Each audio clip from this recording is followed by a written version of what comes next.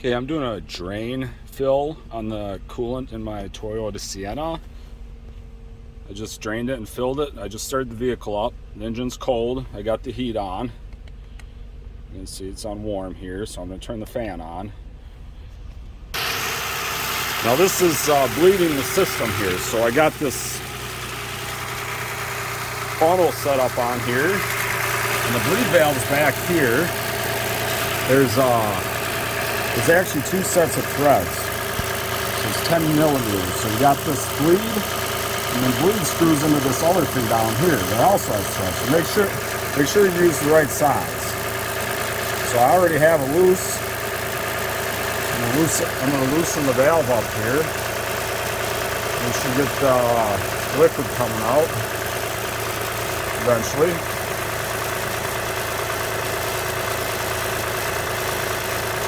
Nothing yet. It did come out when the vehicle was off, so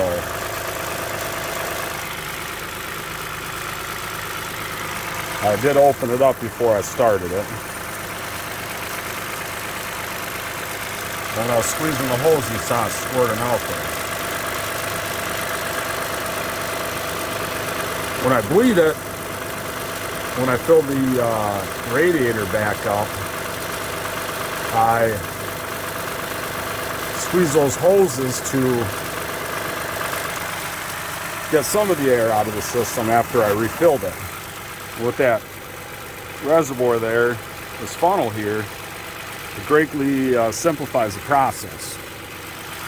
So now, frankly, since when you drain fill, you're not getting out that much coolant, and I do an oil change every 10,000 miles. I end up also doing a coolant drain fill. To make that process easier, underneath here, I cut this hole right here, so I don't have to take this plastic panel off. But there's the pan underneath where it's dripping out from where I'm bleeding, just so it doesn't get all over the ground. But yeah, this hole here works great because the drain petcock is right there. And so with this hole cut in here, it just drains right out there. I don't have to take this off every time. Now, if you don't want to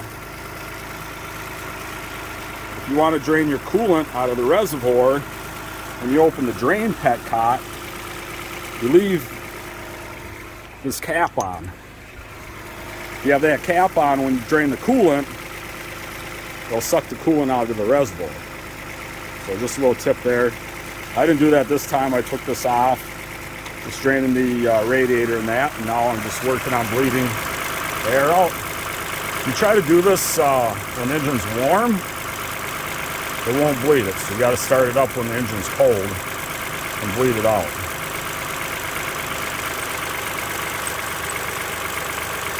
Now, if you don't bleed it, what happens is you end up with not having heat in the vehicle. So I'll probably bleed it here for a while till it comes out without any air. I'll let the vehicle warm up.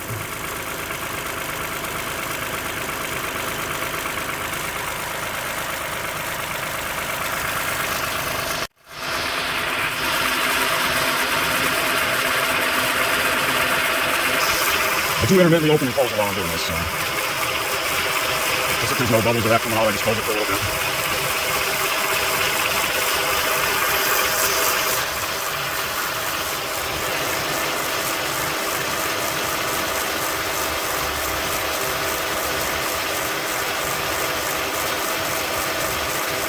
And the fluid coming out is already getting warm, so you get most of the bubbles out you should have. Heat in the vehicle, the other bubbles, it should kind of bleed itself out, but another person out there that looks like they're professional at it, they actually have a hose hooked up to this one, to this reservoir here, does it until it comes out steady. So I can't really do that because I don't have a hose connected on here. I was going to use a hose, but I didn't find one in the garage and I didn't want to go out and buy one, so I just do it this way and it seems to work pretty good.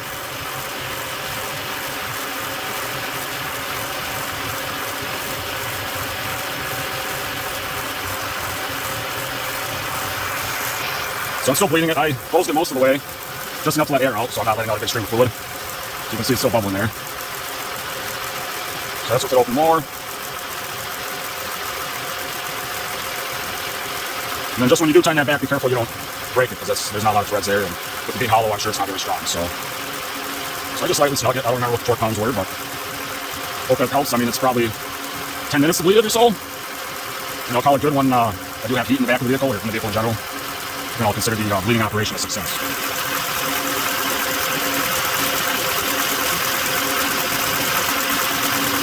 And just be careful when you're working over here, because there's a belt over here down there, so keep your fingers safe. Hope that helps. Now I did go in the vehicle and bring the RPMs up to about 2,000 for a little bit, and you can see it sucked the coolant out of here. When I did that, you want to make sure you have this almost all the way closed, otherwise it's going to spray. As you see, it got wet up here. So I don't have heat quite yet in the vehicle, so I have to give it a little more time.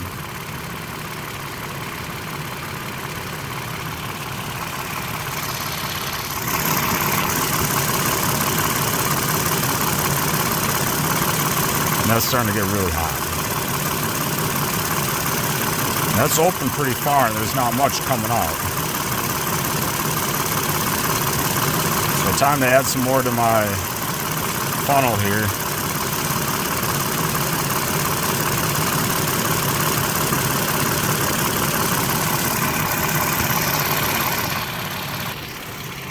Now that I have fluid added back into my funnel here, I open this valve back up, I do have fluid coming back out, so it could have been just that it was low. So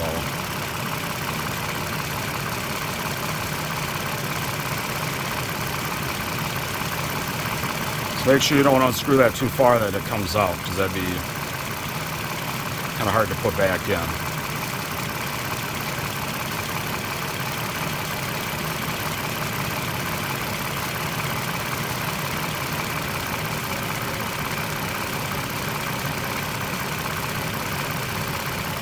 As you can see, we are getting a little steam off the engine from that, so let's look under. And there is, I'm catching, you know, the drips, because I don't have that hose connected going back to the funnel.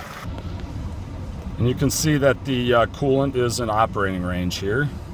I don't quite have heat back in the vehicle yet. I'll open the valve up a little bit more here. Again, when you don't have a hose on there, it's probably kind of hard to tell if you got bubbles indeed coming out or not. It kind of spurts, you know, when it's hot, so. Then my funnel here is low again, so I got to put some more in. Yeah, just make sure when you go in the vehicle and give it gas that you close that valve first, otherwise it will come spurting out on you. As you can see, I went and gave it some gas, and now we're steaming here, so. I just close it finger tight if I'm going to go rev the engine at all, so. And since I don't quite yet have heat in the vehicle, it's been about 10 minutes, I'm just going to open this up more for a little bit, just so we really get it flowing out. Be careful you don't burn yourself, you know, it'd probably be good to have gloves on of some sort.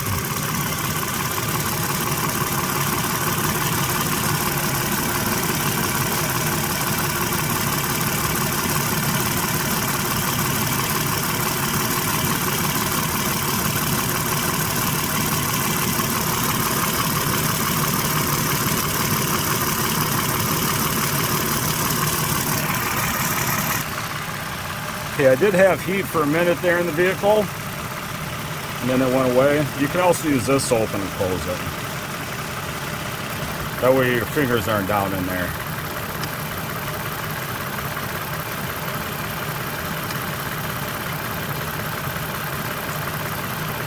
That's coming out pretty good. I just gotta make sure I don't run out in my reservoir.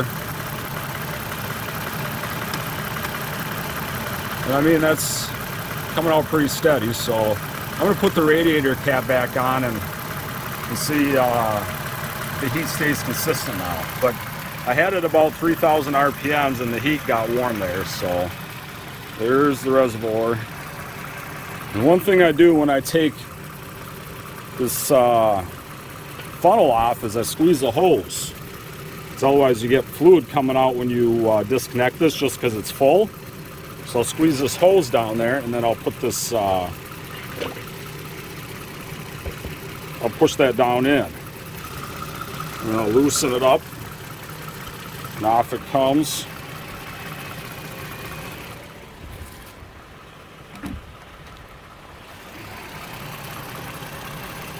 And the vehicle is at operating temps, so